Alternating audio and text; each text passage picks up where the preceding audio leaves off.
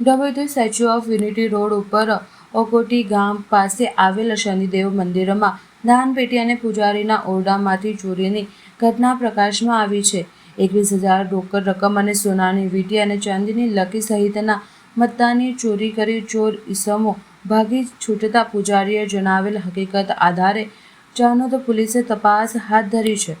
ચાનોદ police station હદ વિસ્તારના ડભોઈ તાલુકાના અકોટીથી ગામથી સ્ટેચ્યુ ઓફ યુનિટી મુખ્ય માર્ગ ઉપર આવેલ શનિદેવ મંદિરમાં અજાણ્યા ઈસમો 2 દિવસ પૂર્વે ચોરીને અંજામ આપી ભાગી છૂટ્યા હતા. મળતી વિગત અનુસાર મંદિરના પૂજારી નિર્મળદાસ બાપુ બહાર ગામમાં હોય છે તે અરસામાં અજાણ્યા ઈસમો દ્વારા મંદિરની દાનપેટી તેમજ પૂજારીના ઓરડામાં રાખેલી તિજોરીમાંથી રોકડ રકમ 21,000 તથા સોનાની વીંટી તેમજ ચાંદીની લકી સહિતના મત્તાની ચોરીને અંજામ આપ્યો હતો.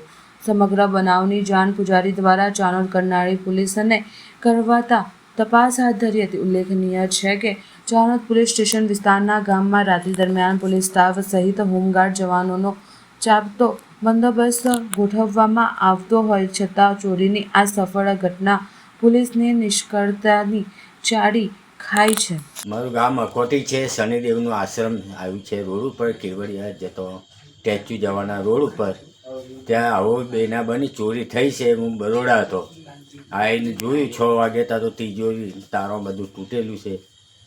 કેટલો મુદ્દામાલ હતો? મુદ્દામાલમાં 20,000 રૂપિયા હતા, સોનાની વીંટી હતી, લકી ચાંદીની હતી અને 2 થી 3 હજારનું પરચુરણ હતું. આધાર કાર્ડ, ચૂંટણી કાર્ડ કશું રહ્યું નહીં.